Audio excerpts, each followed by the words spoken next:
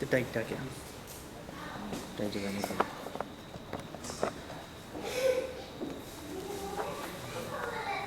There you go. Goes down there.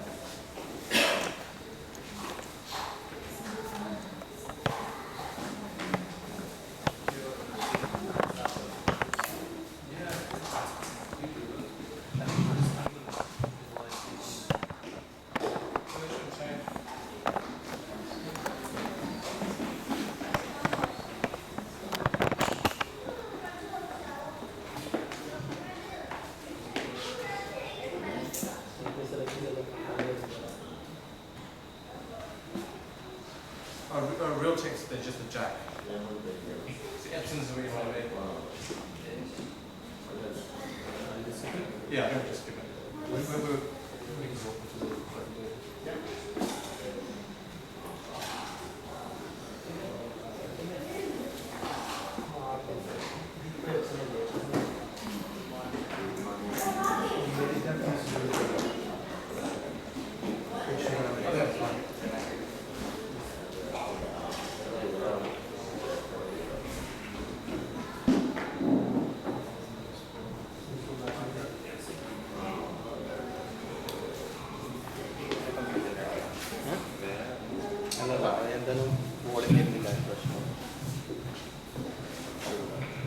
Thank you.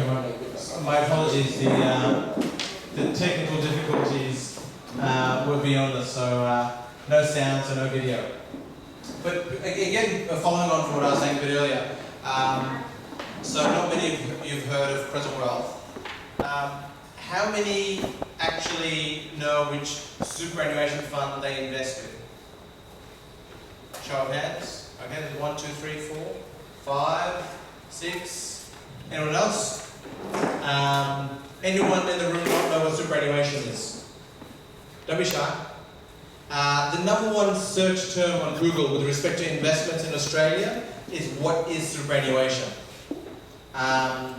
Most people in Australia, despite superannuation being such a critical part of what we do, how we save, don't actually know what superannuation is, but it sounds like certainly here a lot of people are engaged. So those that, so may I just again go back to you, which super fund are you invested with? I have, mine is called BT Super. BT Super, yeah? That's from Westpac. Westpac, do you work at Westpac? No. Okay. Anyone else? We have First State Super, which is The health, health and, yep. and also we have a self-managed super fund. Oh, you've got both? Okay. Same. Same, First Aid and Health. Anyone else? Australians with Australians and therefore. And the sisters, anyone? No? Yeah. So, again, this is really good. So, I go to a lot of community events and unfortunately, in most instances, people don't know what, firstly, which superannuation fund they're with. So this is really positive because you're clearly engaged and it'll make some of the things a little easier to explain. So, sorry, Sam, go to the next slide. I'll tell you a little bit about Crescent Wealth, but first I'm going to take this jacket off. Sorry, it's pretty hot. Crescent Wealth, who are we? We're an Islamic investment company.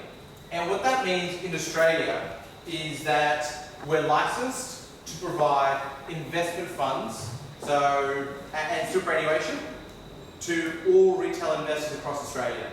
So what that means is we provide superannuation. So just like Australian Super or BT or First State Super, we're licensed to provide a superannuation fund, or what in the industry term called a master trust, where we invest your superannuation till you retire. The other thing we're also licensed to do is to provide investment funds, which is money that you may have outside of superannuation or in self-managed super funds that you can invest with us again for your retirement.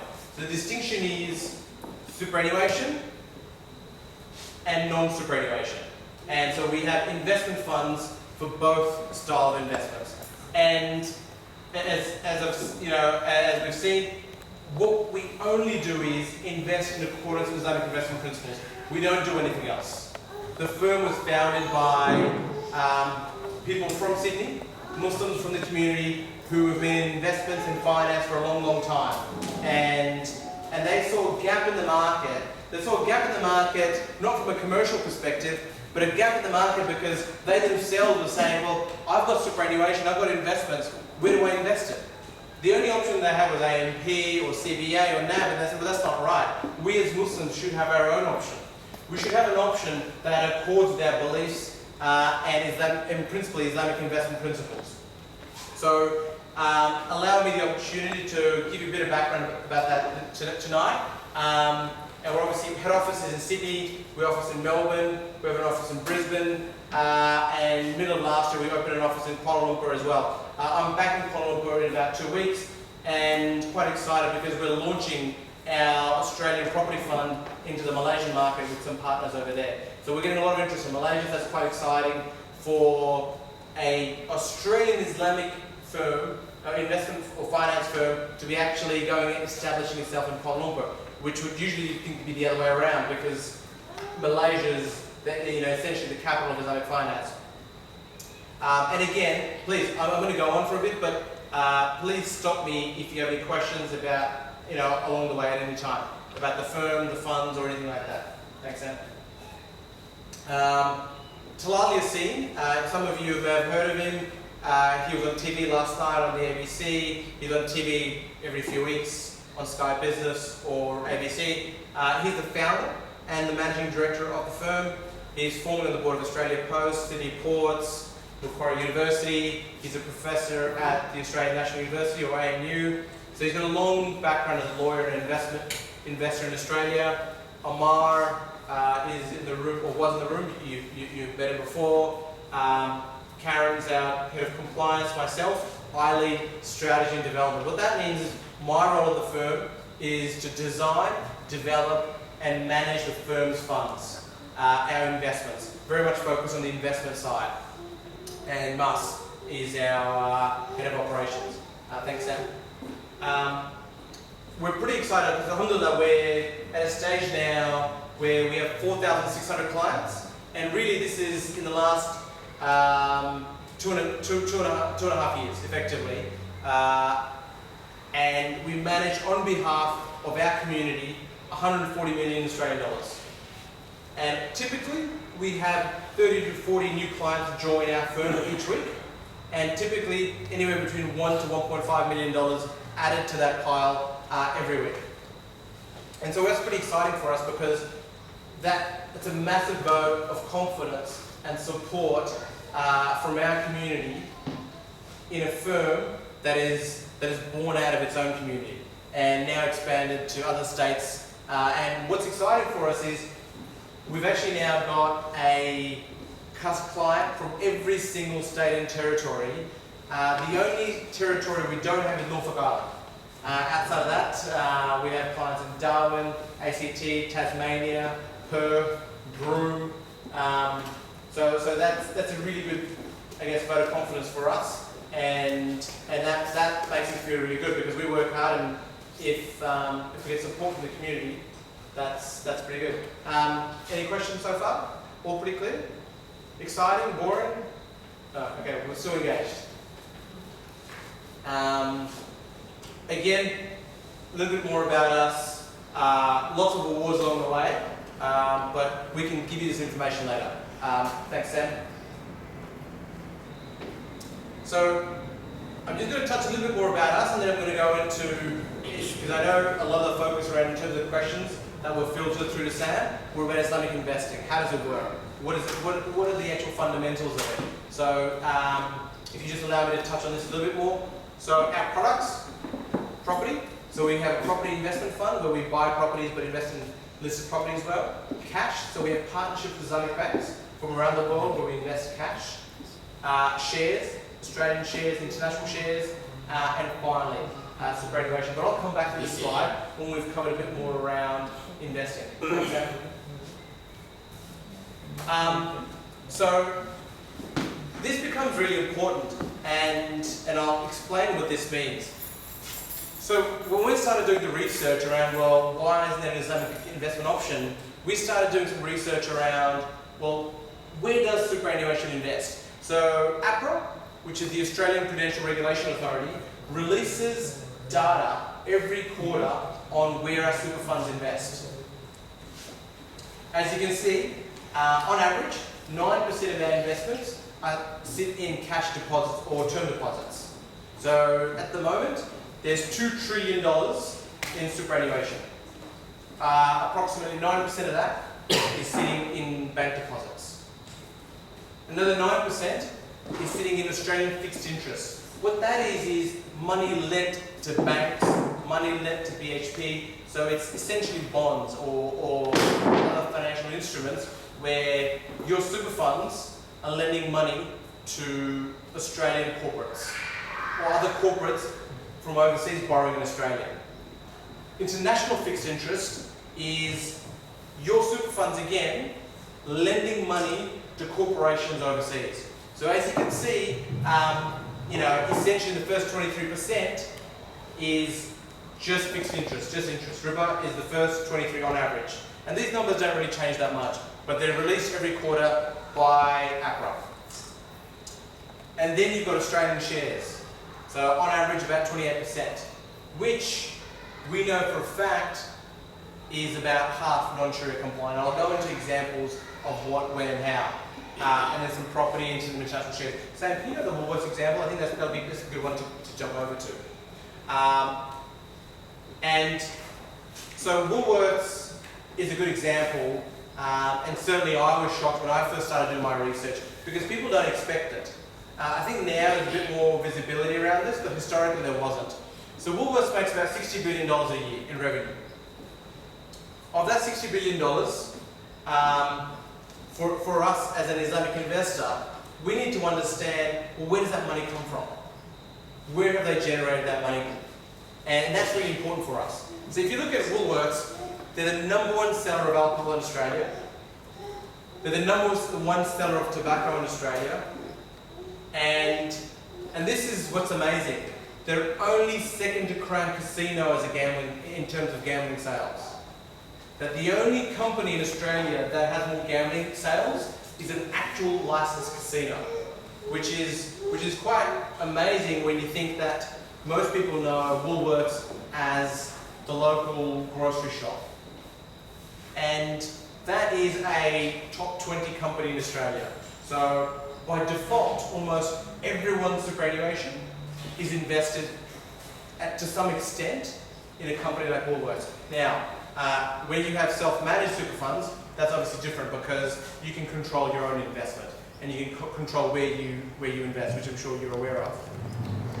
But self-managed super funds are obviously a bit different because that requires a higher investment balance due to higher costs and skill involved. Did anyone know about the Woolworths example before tonight? Is this a surprise or a shock to anyone? It is a surprise? Oh, you did? Yeah. Is that because you took an interest in this or you'd heard from else? I think when you read about Crescent, the big Yeah. stuff. Yeah. And so, if I can follow, so do you look from time to time when your superannuation is invested from First State Super? I was in the first state super. Yep. And we formed a SMF with my 4 colleagues. Yep. And the aim for that was to invest in Islamic things. Yep. And we did invest, and we found we were looking for some more. Yep. And I think that's the time probably. But I didn't look into. I mean, it came to me accidentally to know that they are the gambling game. I never knew before. But it's a shock when I heard it for the first time. But Oh, and what will surprise you even more is, guess who the #3 gambling company in Australia is? Is it TAB? TAB is owned by Woolies, is it? No, it's an independent company. Coles. The other supermarket. Guess who the #2 seller of tobacco in Australia is? Coles. Guess who the #2 seller of alcohol in Australia is? Coles. So, out of the top 3 gambling, alcohol and tobacco companies are our 2 supermarkets. 2 largest supermarkets in Australia, which I actually find quite shocking because that's the place we all buy food from. And inevitably, coal, which is owned by Wesfarmers, is again a company by default. Every one of our superannuations, if you're with a conventional super fund like an Australian Super or First State Super, is inevitably invested in. And these things become important because, especially for our community, because what superannuation is that's where your retirement money is going to come from. And what I heard this statistic recently that 35% of Australians in retirement live below the poverty line. Now, I want you to, obviously we're all, from, I think it's a Malayalam community, so you're from India, so the poverty line in India is a little different to the poverty line in Australia. But what that says is that Australians living in Australia, despite having superannuation, despite having the government pension, don't have enough to live on because the government pension isn't enough to live on. And so saving for retirement becomes really, really important. But then when you look at, well, what does that retirement income mean? So right now, the question you have to ask yourself, and as a personal question, would you work for a pub would you work for a pokie venue? Because ultimately, that is the money. And I don't mean to scare people, but that's where your money is coming from. And what surprises and shocks us even more at the moment is if you look at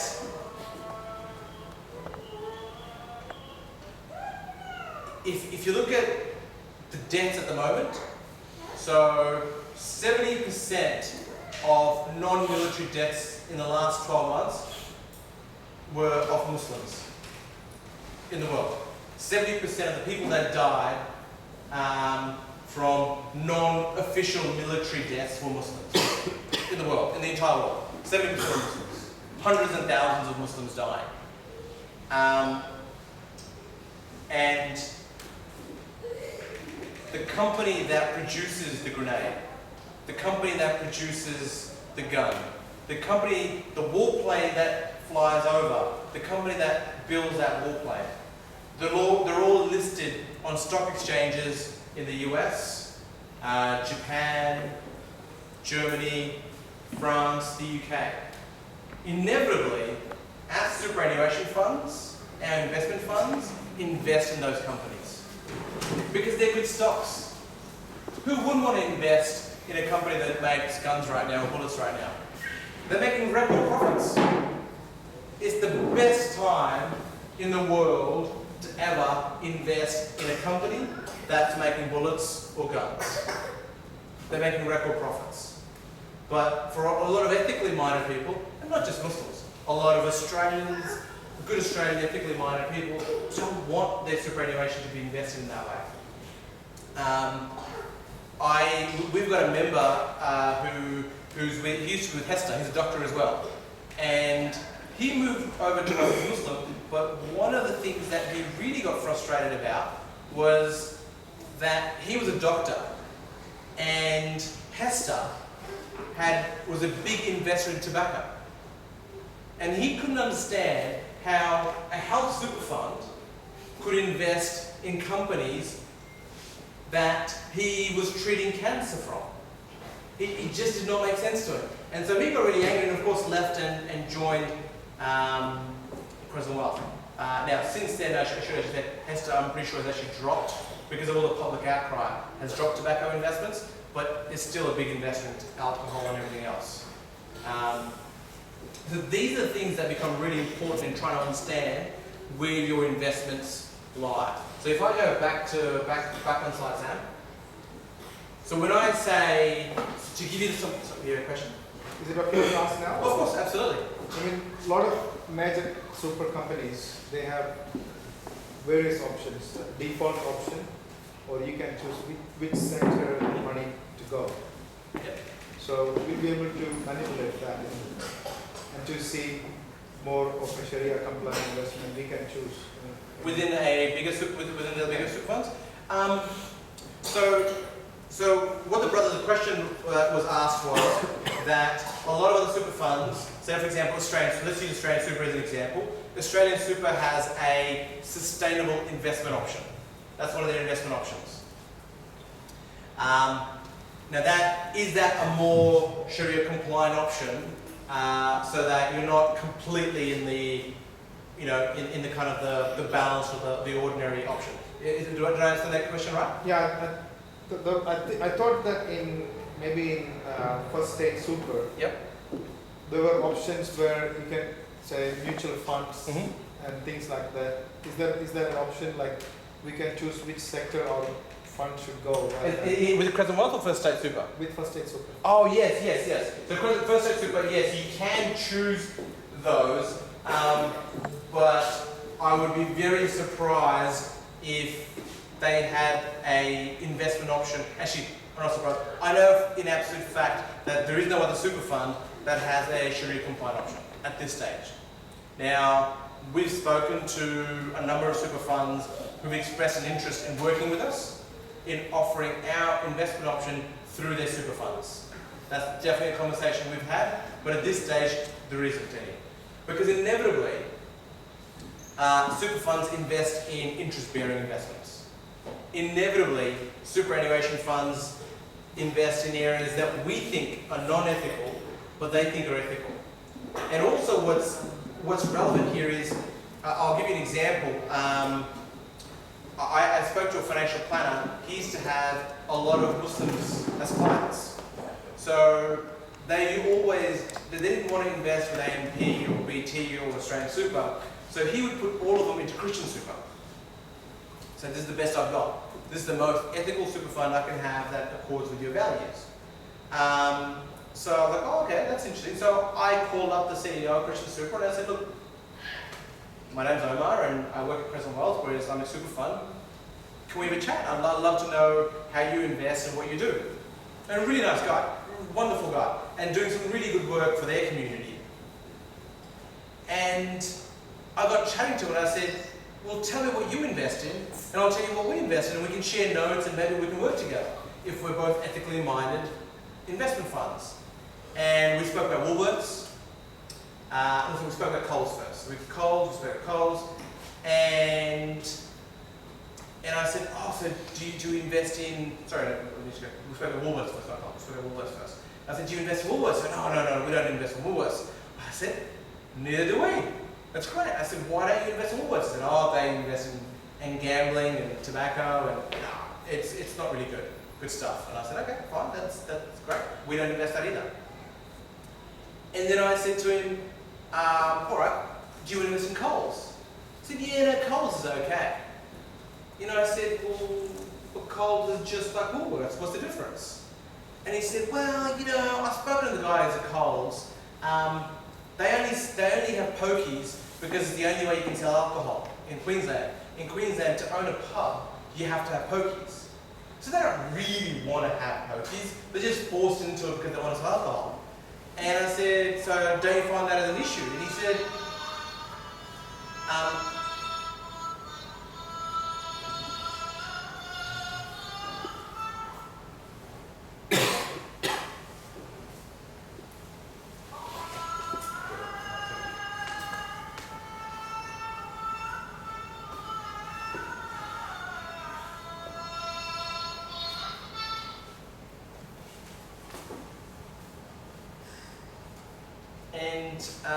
so go back to Cole's example, and so his answer to me was, look, I drink, I'm a Christian, I drink, I don't really have an issue with it, so I don't really have, even though, yes, you might think it's unethical, but it's okay.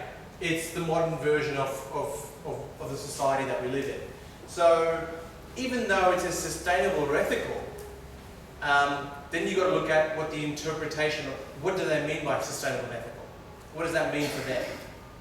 And that becomes important, and because in Australian society, the ethical that we as Muslims apply is actually quite different to the ethical that a lot of the other super funds. Their focus seems to be, is more around the environmental stuff as opposed to some of the things that we focus on.